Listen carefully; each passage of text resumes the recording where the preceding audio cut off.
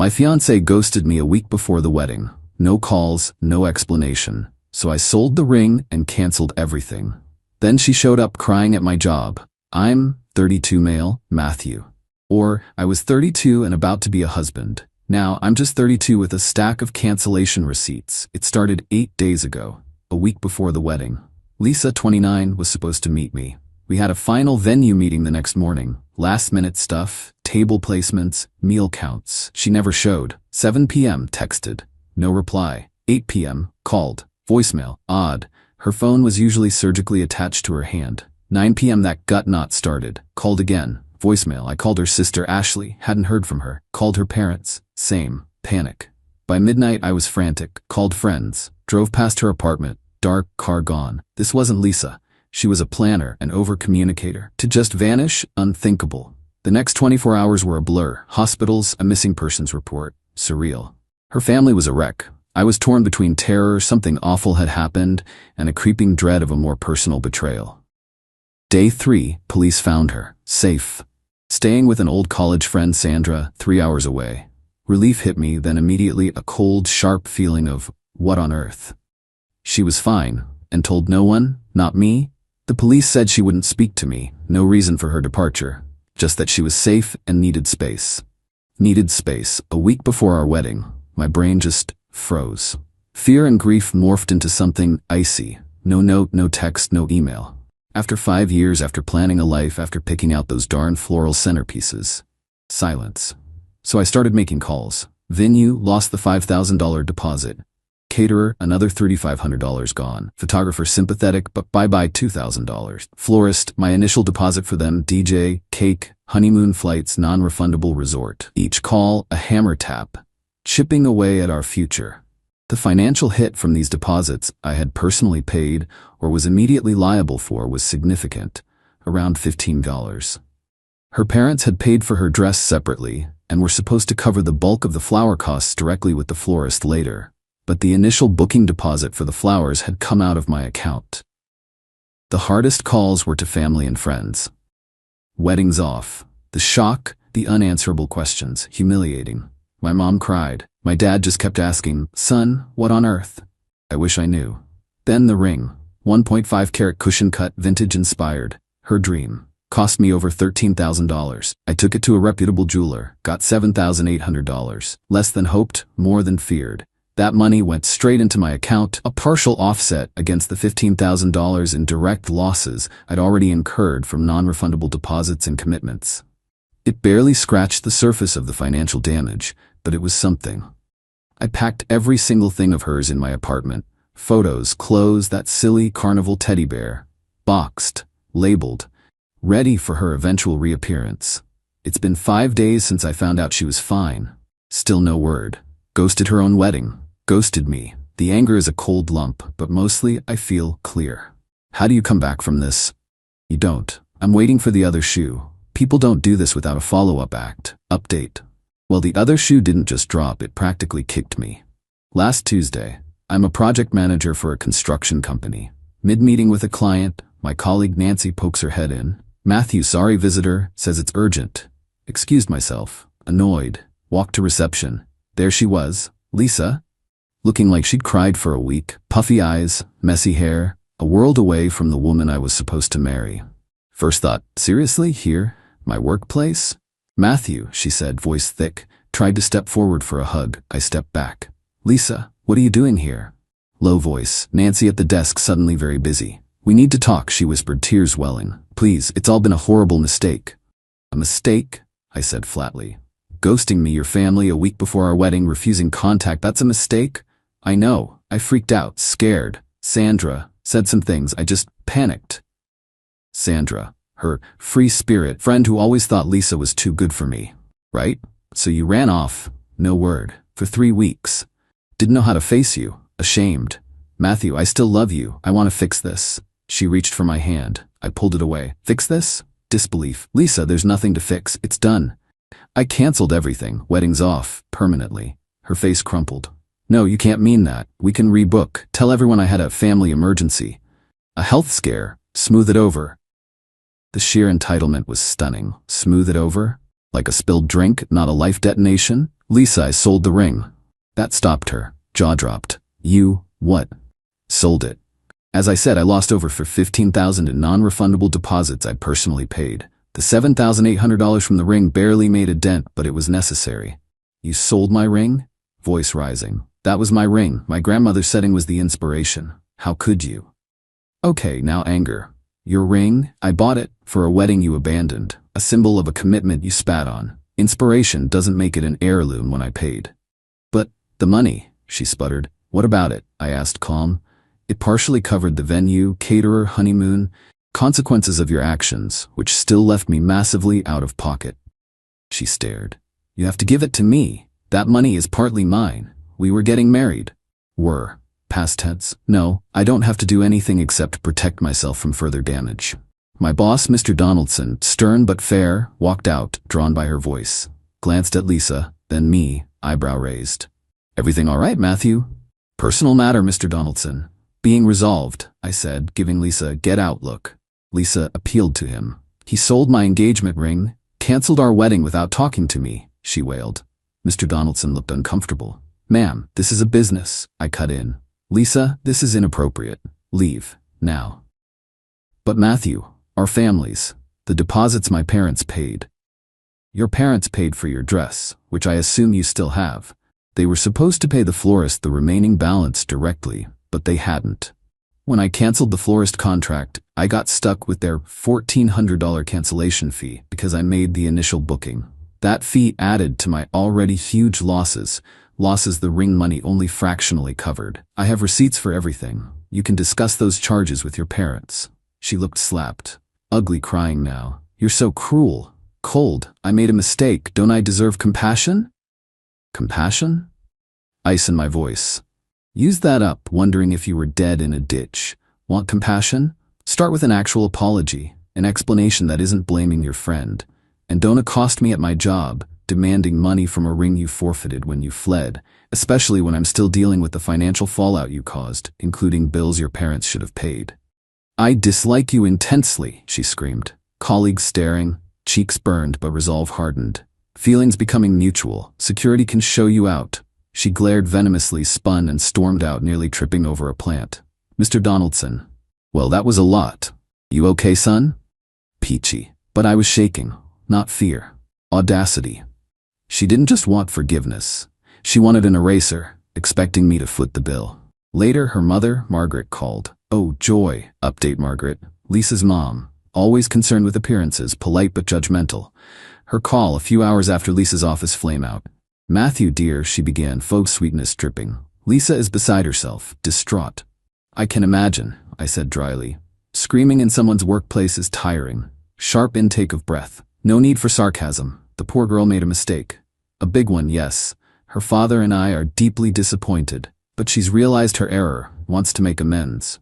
Her amends involve demanding I reinstate a canceled wedding and give her money from a ring I sold to partially cover her mess, a mess that still left me thousands in debt.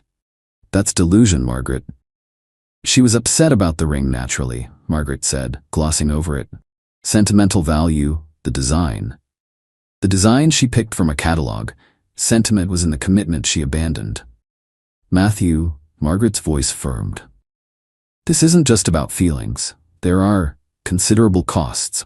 We paid for her expensive dress, and we'd given you two a substantial monetary gift for your honeymoon. $5,000. Given the wedding is off, by your hand with the cancellations. I almost laughed. Hold on, Margaret. Wedding's off because Lisa vanished, causing me emotional distress and massive financial loss. I canceled because the bride was MIA. Your $5,000 gift went into our joint wedding fund spreadsheet. It clearly shows allocation to the non-refundable Maldives resort Lisa insisted on. I have bank statements and payment confirmations. Want them? Silence. Then improper for you to have kept that money. Improper? Quite annoyed now. What's improper is your daughter vanishing, leaving me with pieces and bills. That $5,000 covered 2/3 of the lost honeymoon. I absorbed the rest, plus all other deposits I'd made. The ring money only partly offset my initial losses. It didn't make me whole. Itemizing? What? She asked when I mentioned my next step. You and Christopher, her dad, or to pay the florist the outstanding balance of $2,800 directly, remember? You hadn't.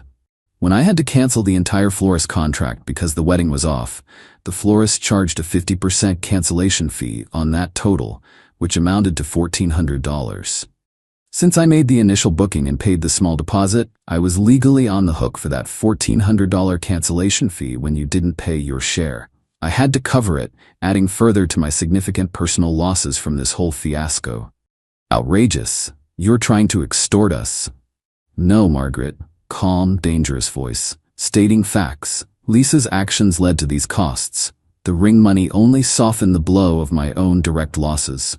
Your $5,000 gift went to the honeymoon we never took. Now, on top of all that, I also had to cover the florist cancellation fee that arose entirely because you and Christopher didn't fulfill your commitment to the florist before Lisa disappeared. There is no profit for me. Only a massive headache and a broken engagement that's cost me a fortune. Sputtering. Lisa said you were cold. She was right. After all she's been through. All she's been through, Margaret? What about me? Our families, friends, the worry, canceled plans, embarrassment? She just got scared. Young girls do these things. She's 29, Margaret, not 19. Decent people don't do these things. They communicate, take responsibility.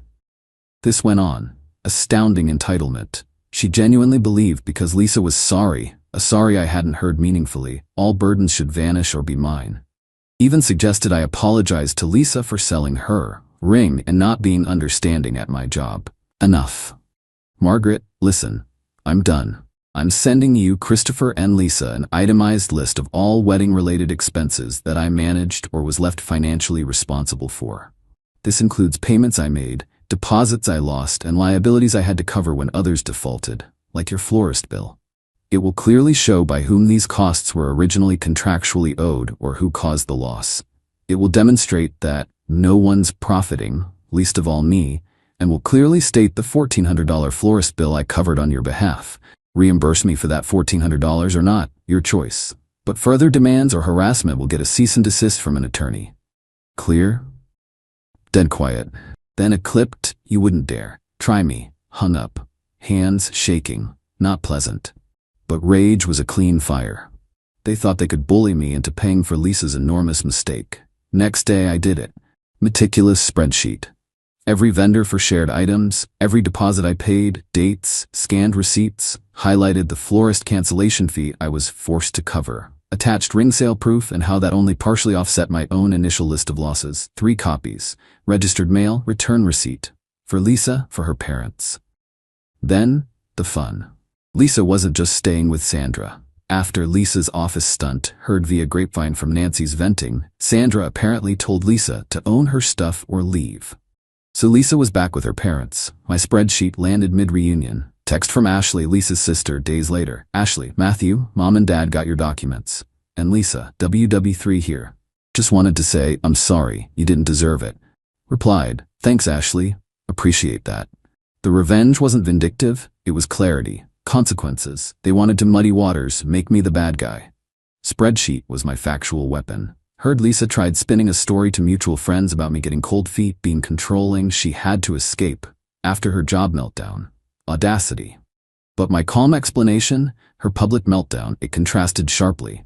People talked, not kindly about her. Her victim narrative backfired, especially when her financial demands leaked, likely via Margaret.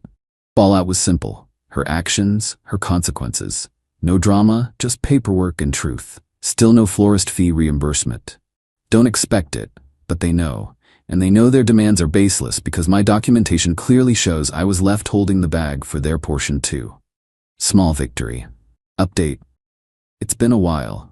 Life annoyingly just keeps going. After I sent that registered mail of financial truth, the initial explosion, per Ashley, settled in silence. Blessed, golden silence. No more calls from Margaret, no tearful, manipulative ambushes from Lisa, no angry emails from Christopher, her dad, who I always figured was quietly baffled by his family anyway. I didn't get the full $1,400 for the florist cancellation, the part her parents should have paid. Knew I wouldn't. Prying money from a self-righteous Margaret?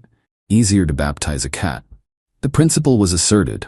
The spreadsheet detailed my complete financial burden, including covering their lapse. What I did get was a gem from Ashley about a month ago. We'd kept sporadic, cautious contact. Ashley, you are not going to believe this, or maybe you will. Lisa tried to get mom and dad to pay for a healing retreat for trauma from the wedding cancellation, cost $3,000. I replied, and did they? Dad actually said no, flat out.